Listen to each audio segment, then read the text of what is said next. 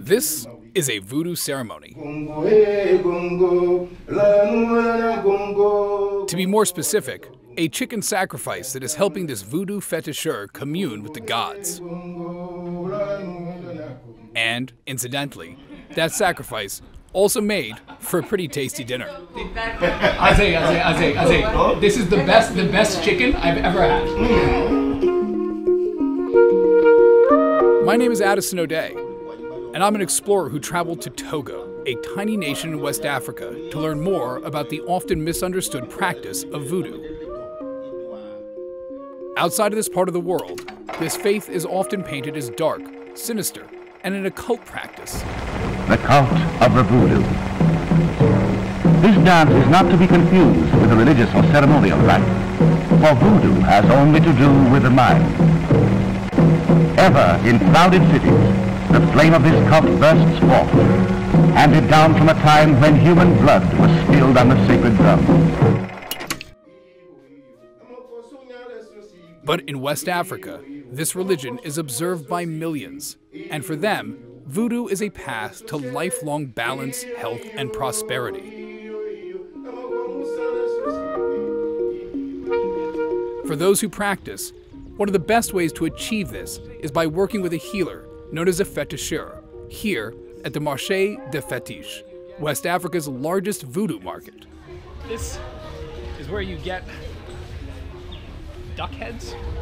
This is where you get dried birds, snakes. You get all of this here. It's like a supermarket for voodoo. We take the very cotton skin of the person, put this powder inside. Personally, I was looking for something to protect me while I was on my travels. Put it inside. Yeah. We can prepare like the amulet. Okay. And the person put it in the pocket, in the bag, something with you. Cool. To protect you. Understood. Okay. I want to go and see a fetisheur, and so we can have a ceremony. We can see what it's like. Okay. No problem. Okay. It's possible. So my friend, Patience Deco, took me for a consultation with one of the market's fetisheurs. After some discussion, the fetisheur told me he could make me a protective amulet, but in order to do so, we needed to collect a few items from the market.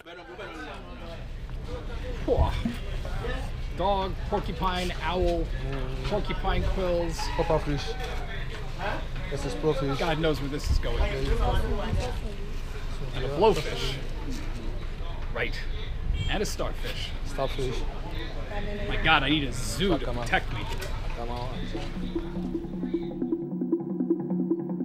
After my consultation with the fetisheur in the market, I decided to visit a voodoo temple. I was surrounded by statues dedicated to various voodoo gods. And I witnessed ceremonies, like this one where the priests invoked water spirits to enter the temple.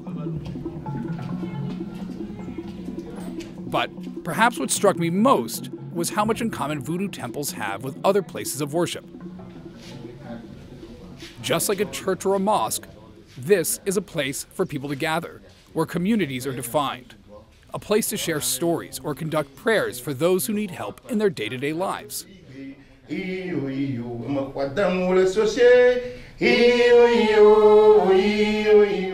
While I'm still working to demystify parts of my voodoo experiences, what I took away from my travels in Togo is that this religion is ultimately one that centers on community and how to strengthen it. And it deserves to be recognized as a global faith. I'm